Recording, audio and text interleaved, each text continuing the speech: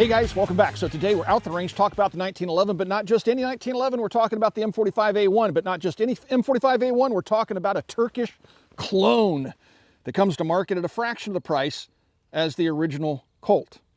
So we're going to talk about this handgun. This gun can be found online for around $649, and it's out there right now. I picked this one up offline through distribution, through Copper Custom, and just wanted to compare it to the actual Colt handgun.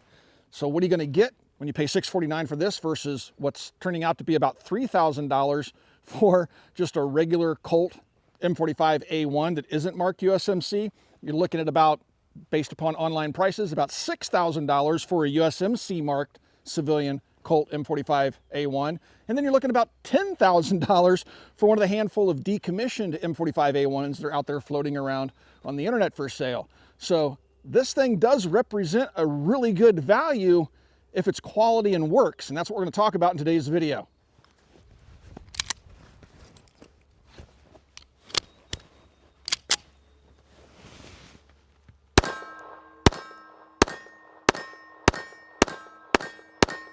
So what is the M45A1? Well, it's the handgun, the last handgun in the 1911 series of pistols that was adopted by the United States Marine Corps. The Marines have had this long-lasting love affair with the 1911. As our standard issue sidearm, it lasted for 75 years of military service, but even after the adoption of the M9 service pistol in 1985, the 1911 continued on U.S. inventory, and specifically the Marines seemed to really glob onto it and love it. So you'd see MARSOC using it and things like that, and they would come up with different handguns over the years, modified handguns, either they would do themselves or purchase from the civilian market to supply to U.S. Marines, the M45 being the last one of the litter. And it was manufactured by Colt. Now, the original M45A1 had frame cracking issues and other stuff like that. The early guns were Cerakoted, but either they didn't use real Cerakote or Colt didn't properly apply it because it would rub off rather easily on many of the guns that were out there. And so they changed the recipe and went to an ion bond or some other type of finish on the M45A1s that are sold to the civilian world. Now, as I said in the opening of the video, this thing is available out there for around 650 bucks. That's drastically less than a real decommissioned 1911 M45A1 or either one of the two civilian models that have been made available, USMC marked, and then just the M45A1. The handgun that we're talking about today is known as the Raider. It's marked on the right-hand side of the slide. It's manufactured by Tisas, which is a Turkish arms manufacturer. I actually got to roam around outside the Tisas offices when I was in Turkey a few years ago. Now, with Turkish firearms, I've had good and bad experiences. With 12-gauge shotguns that are flooding the U.S. market, I've had nothing but bad experiences. The quality's all over the place, the reliability simply isn't there. However, with the Turkish handguns, over the years, I've found the handguns to be pretty well built. Forged components, good quality components, good fitment, surprisingly, all sorts of stuff that you would not expect to find in a handgun that's a fraction of the cost of the gun that it's cloning. And the Turks, like many other countries, are very good at cloning other products. They have great 1911 clones, high power clones, XD Springfield clones. They got all sorts of stuff that they're out there cloning. And again, my experience with almost all those handguns has been positive for the most part. So Tisas will ship the gun in this hard case. Has a fairly nice presentation to it. Foam that's cut for the pistol. You'll have a trigger lock, a barrel bushing for disassembly, a magazine that's a spare plus one of the gun for a total of two. They're Megar 8-round magazines, cleaning kit, both a brush and a rod to punch your bore with, and the manual and all that good stuff is behind this upper piece of foam. So the handgun looks really, really good. So how does it contrast against an actual Colt M45A1? Now you may remember this handgun. I've had this for a very long time. This is the real Colt pistol. Now you can see that the case that the early Colts came with, they had a cleaning kit underneath them. They had extra magazines, things like that. It's a very nice kit with a nice hard case that is able to be used on airlines. It's lockable. That case is lockable, but I don't think it would pass scrutiny at the airport.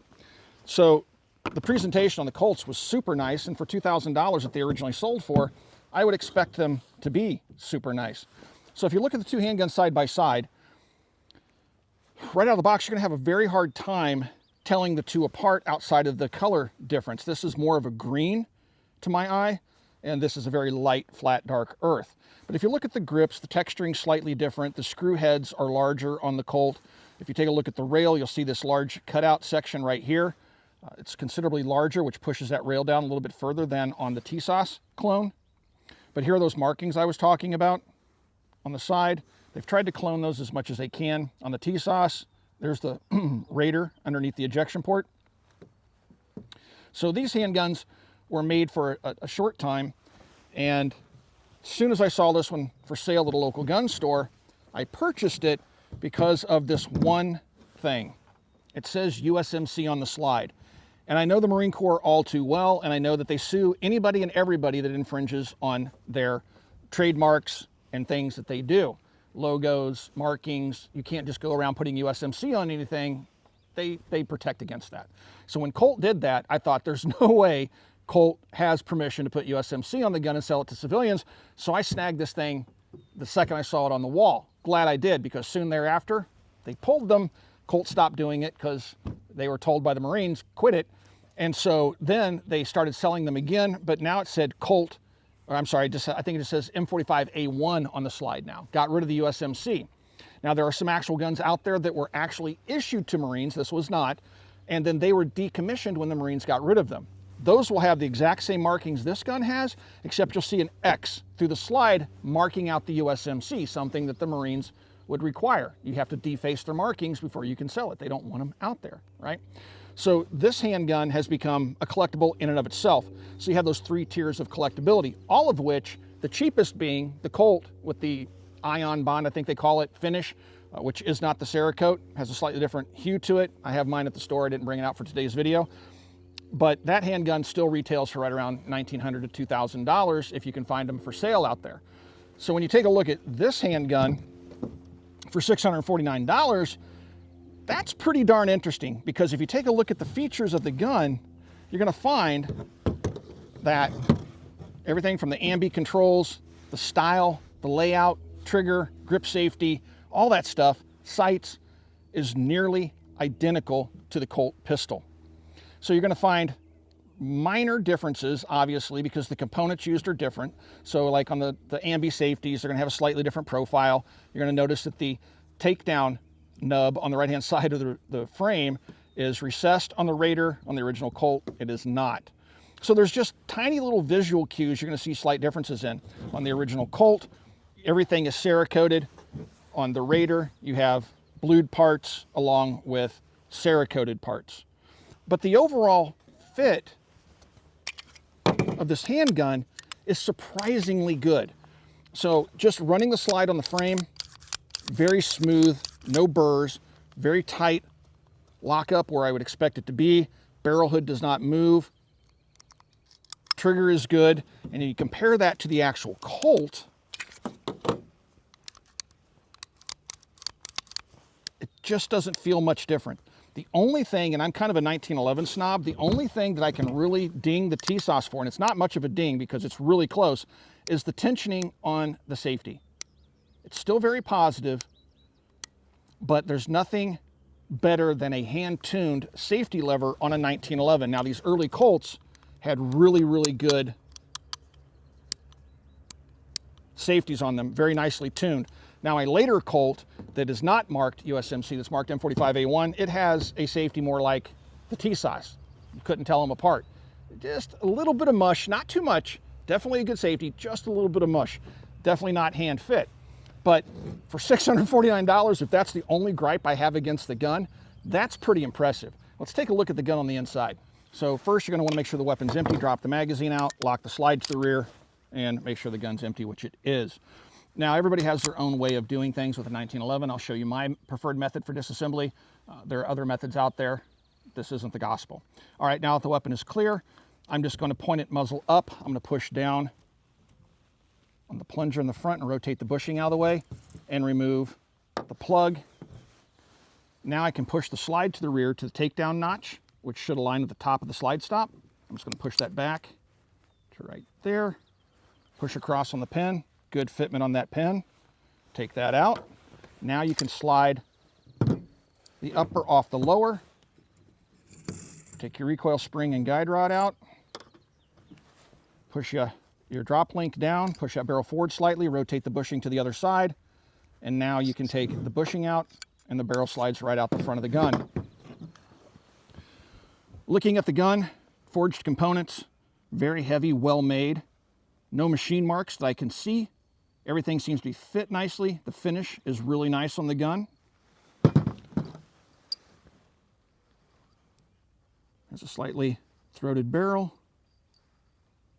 Looks like a one-piece barrel. Good to go. Bushing is good. GI guide rod, all that stuff. Inside, you will notice it does not have a Schwartz safety. It does not have an internal firing pin safety. So this would be more along the lines of a Series 70 Colt. You'll notice that the arm is missing from back here on the frame as well. A lot of people like that. They'll claim that these guns will respond better to action jobs or trigger jobs than guns that have that internal firing pin safety. So a lot of people prefer this style of 1911, the old government Series 70 style. All right, drop that in there.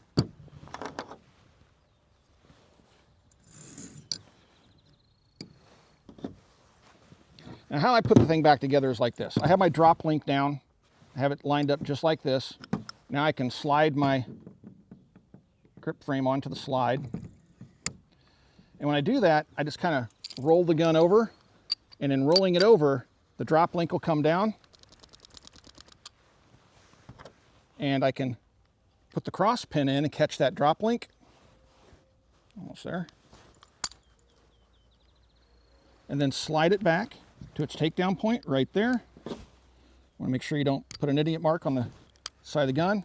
Perfectly tensioned detent, that dropped right in there. I've had some guns where I have to get a thin blade to push that detent back to get it in.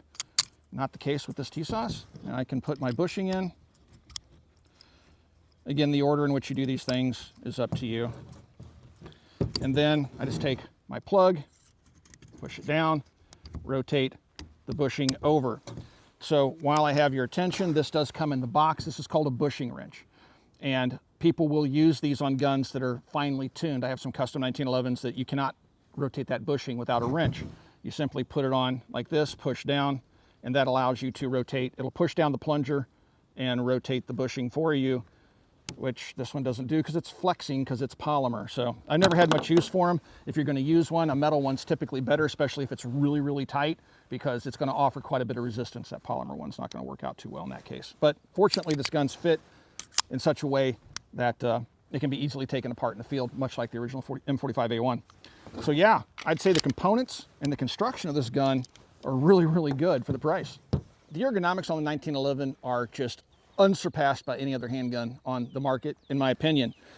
The M45A1 and the Tisas have a flat mainspring housing.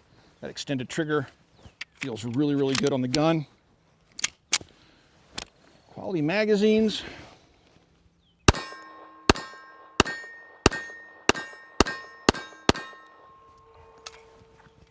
And she's been reliable. We're shooting some 230 grain ball from Norma. I want to thank our friends over at Norma for supplying the ammunition free of charge to the channel. It's been good ammo.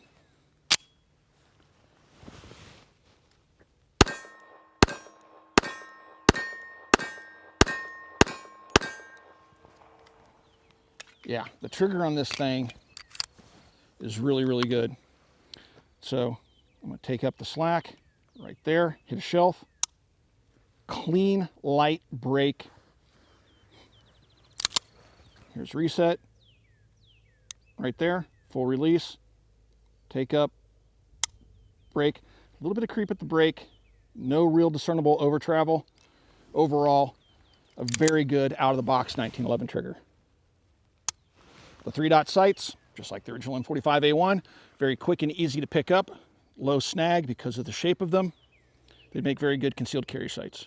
No tritium, but we survived without tritium for how many hundreds of years? There are a few things that you want to take a look at when you're purchasing a 1911, especially a used one. And these are things that I'll typically do just to check a gun over before I shoot it.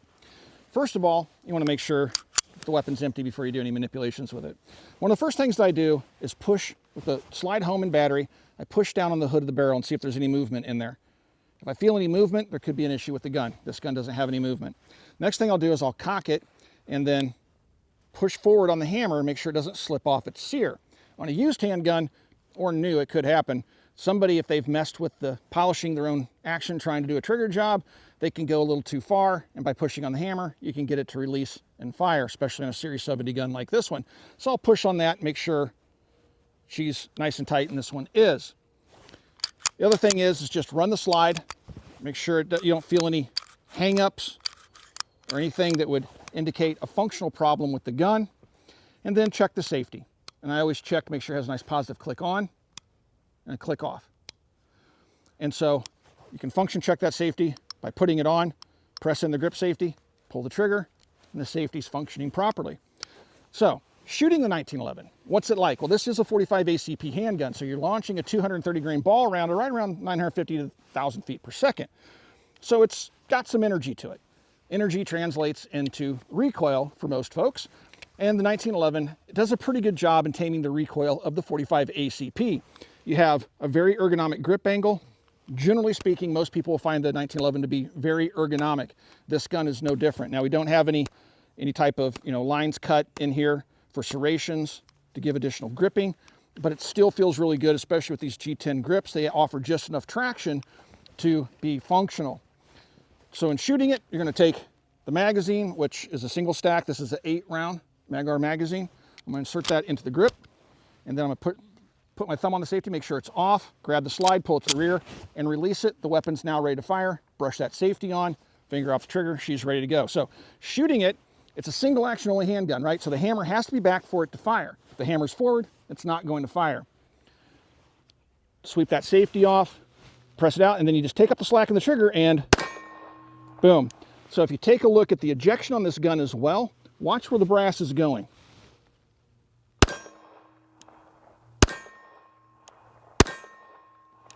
It's going to the 2 and 3 o'clock position. That's where it should be going. 1911s can throw brass all over the place, including straight back at the shooter if they don't have a properly tuned ejector. Now, this is not a cherry-picked handgun. This was ordered online through distribution. And so, really, really good positive ejection.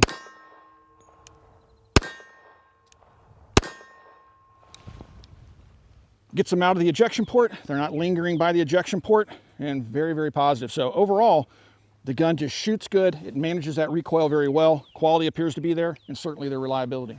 Well, I have to say, guys, I'm quite impressed with the Tisas M45A1 Clone. They call it the Raider.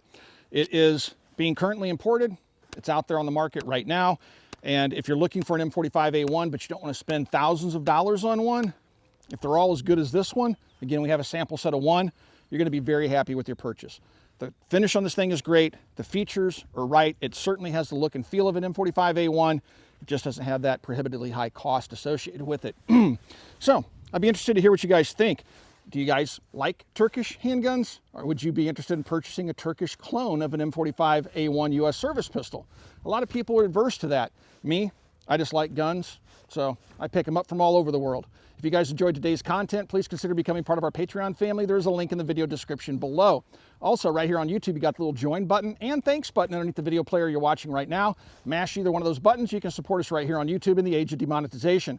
Last but not least, please swing by, check out Copper Custom. Thank you for 15 years of support, and we'll talk to you guys soon.